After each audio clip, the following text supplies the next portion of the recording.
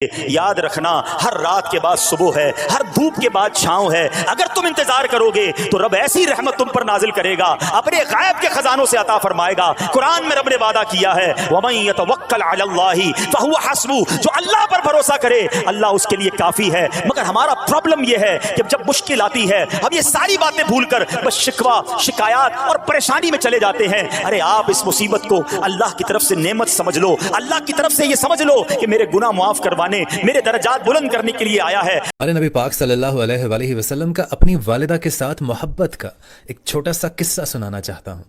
ہمارے نبی پاک صلی اللہ علیہ وسلم اپنی والدہ سے اتنی محبت کرتے تھے کہ آپ نے ارشاد فرمایا کہ اے ماں، اگر آپ زندہ ہوتی میں نماز کے لیے کھڑا ہوتا، آپ مجھے آواز دیتی کہ محمد، تو میں آپ کے لیے نماز کو توڑ دیتا. سبحان اللہ. ایک دوسرے موقع پر ہمارے نبی پاک صلی اللہ علیہ وآلہ وسلم 57 سال بعد اپنی والدہ ماجدہ کی قبر پر پہنچتے ہیں، اور آپ اس طرح سے بیٹھتے ہیں جیسے چھوٹا بچہ روتا ہے. آپ اس طرح سے زارو کتار رونے لگتے ہیں. آپ کی آنکھوں سے جو آنسو ٹپکتے ہیں وہ داڑھی مبارک کو تر کرتے ہوئے آپ کی قمیض مبارک بھی گیلی ہو جاتی، اتنا روتے ہیں آپ. اور آپ یوں اپنی والدہ کی قبر کو یوں گلے لگا کر یہ ارشاد فرماتے ہیں، اے ماں، تو جانتی تھی کہ تیرے علاوہ میرا اور کوئی نہیں ہے، آپ مجھے کیوں چھوڑ کر. اللہ سے ہمیشہ دعا کرو کہ اللہ ہمیشہ مجھے دینے والا بنانا، کبھی مانگنے والا نہ بنانا. ہمارے اسلاف مانگنے کو اپنے لیے انگارہ سمجھتے تھے، بھلے بھوکے رہ جائیں مگر ہاتھ نہ پھیلائیں. تو اللہ کرے کہ یہ خودداری ہمیں بھی نصیب ہو جائے. آج بہت سارے لوگ جو ہیں اس خودداری کی چادر کو اتار کر لوگوں کے سامنے ہاتھ پھیلانے چلے جاتے ہیں. ایک بات میری یاد رکھیے گا، جو ہاتھ مانگنے والا بنتا ہے نا، ہم نے دیکھا پھر وہ مانگنے والا ہی رہ جاتا ہے. مانگنے والا ہاتھ پر بڑھانا، مانگنا ہے نا، مانگو اللہ سے، مانگو اللہ کے نبی کی بارگاہ میں عرض کرو کہ یا اللہ اپنے نبی کے واسطے مجھے عطا کر دے. رو رو کے اللہ کی بارگاہ میں مانگو نا. جس نے سارے جہان کو دینا ہے اس سے مانگو. تم بندوں سے مانگتے ہو، میں تمہیں خالق سے مانگنے کا بتا رہا ہوں. جس نے ہر دینے والے کو دیا، ارے اس سے مانگو نا.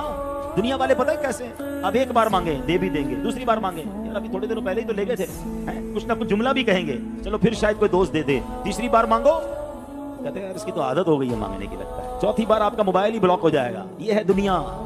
اللہ کی شان دیکھو، جو جتنا مانگتا ہے اللہ اس سے اتنا پسند فرماتا ہے. جب بھی مانگو اللہ سے مانگو، جب بھی مانگو اللہ سے مانگو. اللہ کے سوا کوئی دینے والا نہیں ہے، صرف اللہ ہے دینے کے لیے. وَإِذَا اسْتَعَنْتَ فَاسْتَعِنْ بِاللَّهِ، اور جب مدد کے لیے ہاتھ اٹھاؤ تو صرف اللہ کو پکارو. جب ضرورت حاجت کے لیے مدد کے لیے ہاتھ اٹھاؤ تو اپنے اللہ کو پکارو.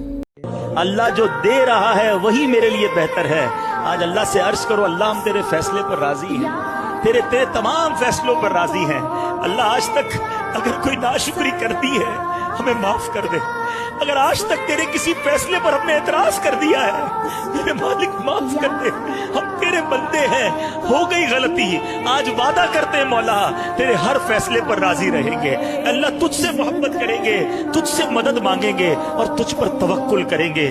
آج اپنے رب سے جس دن یہ وعدہ آپ نے کر لیا نا، آج اپنے اللہ سے جس دن یہ بھروسہ کر لیا، جب توکل کی اس معراج پہ آپ پہنچ گئے کہ آپ اللہ پر بھروسہ کرنے لگ گئے، پھر کوئی مشکل نہیں رہنی ہے. دل سے دعا مانگی جاؤ، اللہ مصیبتوں کو ٹالے گا. جو رب فرعون کی گود سے، ظالم کی گود سے حضرت موسیٰ کو واپس ماں کے پاس لا سکتا ہے، وہ میری مشکلیں بھی حل کر سکتا ہے، وہ میری پریشانیاں بھی دور کر دے گا. بس وہ بھروسہ ریکوائرڈ ہے. اور کبھی بھی یہ مت سوچنا کہ اللہ نے آپ کو تکالیف سے گزارا ہے تو اللہ آپ کو پسند نہیں کرتا. رسول اللہ صلی اللہ علیہ وآلہ وسلم کی حدیث ہے کہ جس انسان سے اللہ محبت کرتا ہے اس کو آزمائشوں اور تکلیف سے گزارتا ہے. تو آپ اپنے آپ کو خوش نصیب سمجھو کہ اللہ آپ کو ان تکالیف پریشانیوں سے گزار رہا ہے. اور بیمار کے لیے رسول اللہ صلی اللہ علیہ وآلہ وسلم کی حدیث ہے، اس کا مفہوم ہے کہ اللہ تعالیٰ اپنے فرشتوں کو حکم دیتا ہے کہ میرا بندہ یہ جو بیماری سے گزر رہا ہے اس کی ایک ایک سانس پر نیکی لکھو، وہ نیکی جو یہ کیا کرتا تھا جب یہ صحت مند ہوتا تھا.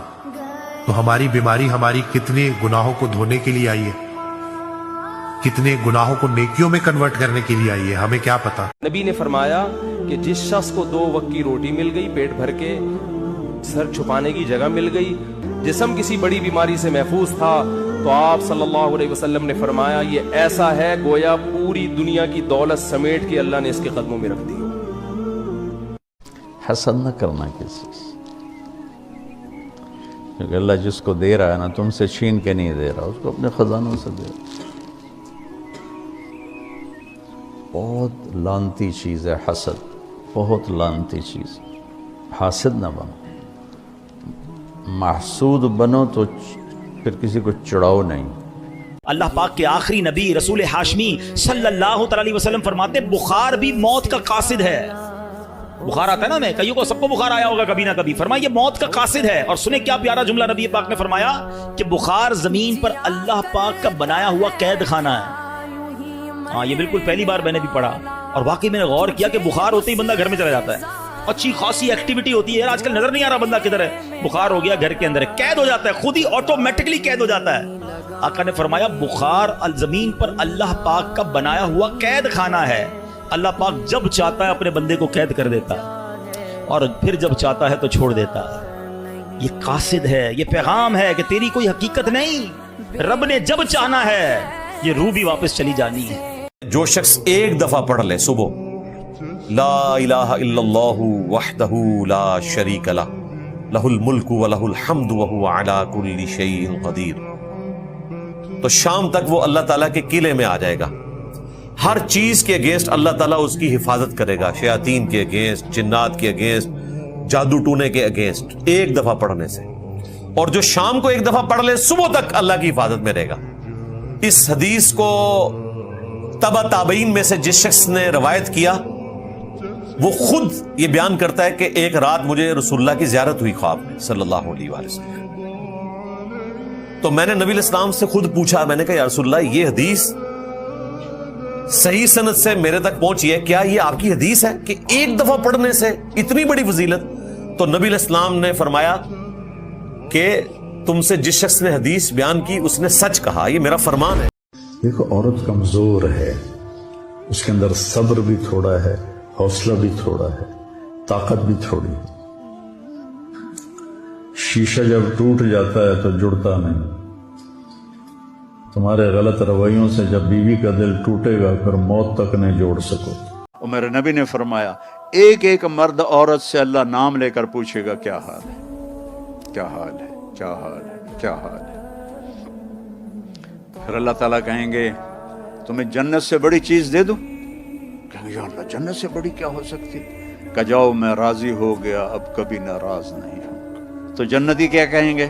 یا اللہ وینڈا میں ہمیں نمازیں تو پڑھی پر ٹکریں ہی ماری، ہمیں پتہ ہی نہیں تھا تو اتنا خوبصورت ہے، آج اجازت تو دے کہ ہم ایک سجدہ تجھے دیکھ کے کریں، ایک سجدہ، پورے 2 رکعت نہیں، ایک سجدہ تمہیں دیکھ کے کریں۔